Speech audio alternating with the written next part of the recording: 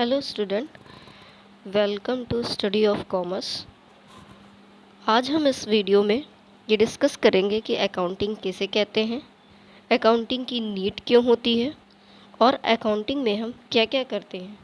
Means हम केवल इस वीडियो में अकाउंटिंग को ही कवर करेंगे फ्रॉम बेसिक्स से, ठीक है, कि अकाउंटिंग में हम क्या क्या करते हैं।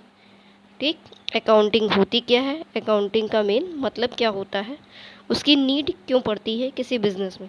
ठीक, तो सबसे पहले हम शुरू करते हैं कि व्हाट इज़ अकाउंटिंग, अकाउंटिंग किसे कहते हैं। तो अगर हम सिंपल वर्ड्स में बोले तो अकाउंटिंग बेसिकली एक प्रोसेस है, ठीक है, एक प्रक्रिया होती है बिजनेस की, एक प्रोसेस होता है अकाउंटिंग, जिसमें हम बिजनेस के ट्रांजैक्शंस को रिकॉर्ड करते हैं, उनको समराइज़ करते हैं।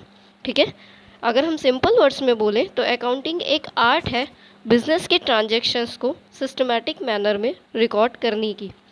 मीन्स एक कला होती है बिजनेस के जो डेली के लेन देन होते हैं उनको सही तरीके से एक सिस्टमैटिक मैनर में रूल्स और रेगुलेशंस को फॉलो करते हुए रिकॉर्ड करने की। सिंपली लिखने की बात यहाँ पर नहीं हो रही है, क्योंकि हम अकाउंटिंग सीख रहे हैं तो हमें एक सिस्टमैटिक मैनर में रिकॉर्ड करना है ट्रांजेक्शन्स को, ठीक है, और हमें जो है जो अकाउंटिंग के रूल्स हैं रेगुलेशंस हैं उनको फॉलो करते हुए ही रिकॉर्डिंग करनी है। ठीक है, चलिए अब हम जानते हैं कि अकाउंटिंग की नीड क्यों होती है, नीड फॉर अकाउंटिंग। ठीक है, अकाउंटिंग की नीड क्यों होती है।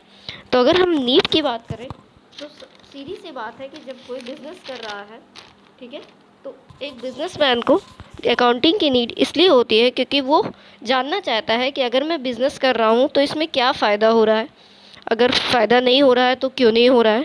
ठीक है, अगर आप कोई बिज़नेस करते हो या कहीं भी पैसा लगाते हो तो आप एक उम्मीद करते हो कि हाँ इससे मुझे कुछ फ़ायदा होगा, अभी ना सही तो फ्यूचर में होगा। ठीक है, तो नीड इसीलिए अकाउंटिंग की पड़ती है क्योंकि अकाउंटिंग से हमें अपने बिज़नेस का प्रॉफिट या लॉस पता चलता है, अपने बिज़नेस की ग्रोथ पता चलती है कि पिछले साल हमारी क्या सिचुएशन थी, उससे पहले वाले साल हमारी क्या सिचुएशन थी।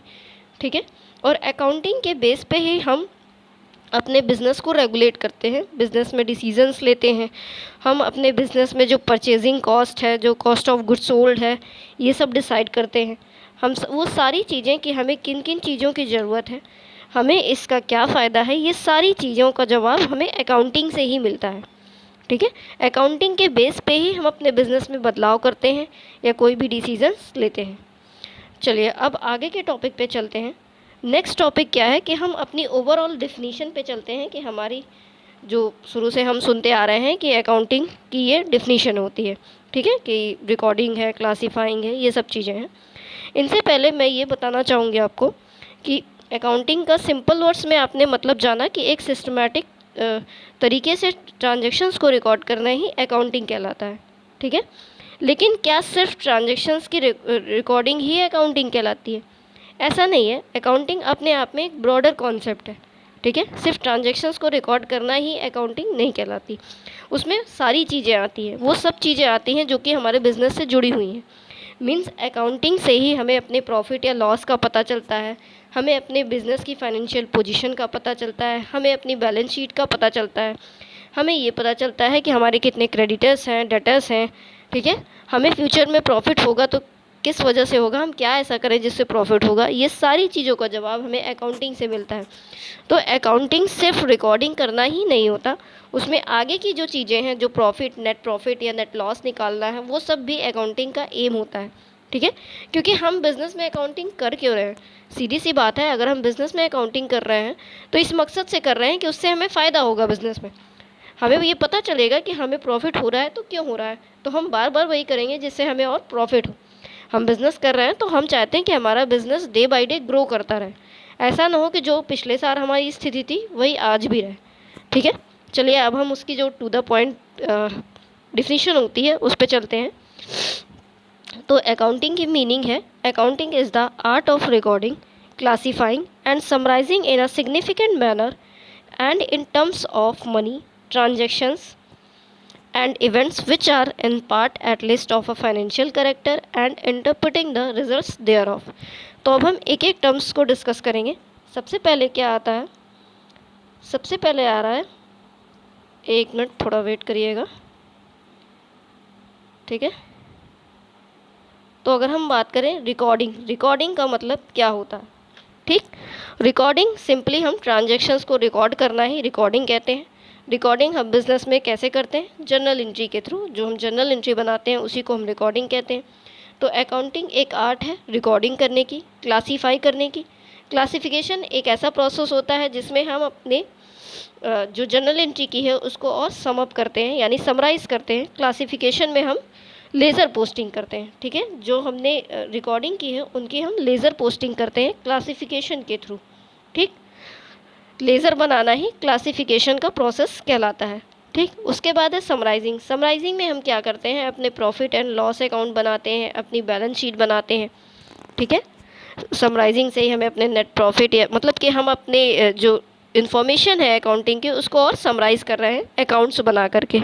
वही अकाउंट्स बनाना ही समराइजिंग में आता है, ठीक है। और समराइज़ कर रहे हैं उसको, और छोटा कर रहे हैं इन्फॉर्मेशन को। या कह सकते हैं कि हम एक यूज़फुल फॉर्म में उसे कन्वर्ट कर रहे हैं। आगे लिखा है in a significant manner and in terms of money transaction and events which are in a part at least of a financial character. Means जो भी ट्रांजेक्शन्स जिनकी हम रिकॉर्डिंग कर रहे हैं, क्लासीफाई कर रहे हैं, समराइज़ कर रहे हैं बिजनेस के, वो सब मनी के टर्म्स में होना चाहिए। क्योंकि अगर वो पैसे में नहीं होगा तो हम उसको दिखा नहीं सकते, ठीक है।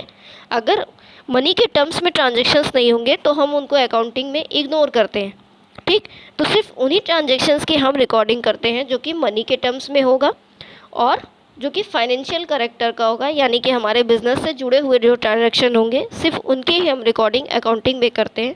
इनके अलावा जो चीज़ें हैं उनको हम इग्नोर करते हैं। और आगे लिखा है and interpreting the result there of.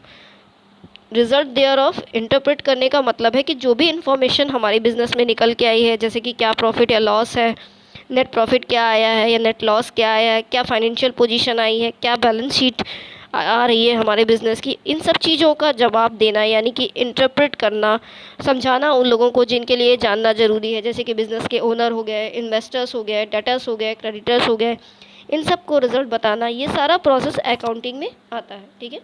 तो ओवरऑल इन सारे प्रोसेस को ही हम अकाउंटिंग कहते हैं। नेक्स्ट वीडियो में हम थोड़ा डिटेल में जानेंगे। तब तक के लिए थैंक्स फॉर वॉचिंग, ठीक है। अगर आपको कोई भी डाउट हो तो आप कमेंट करके पूछ सकते हैं। Thank you.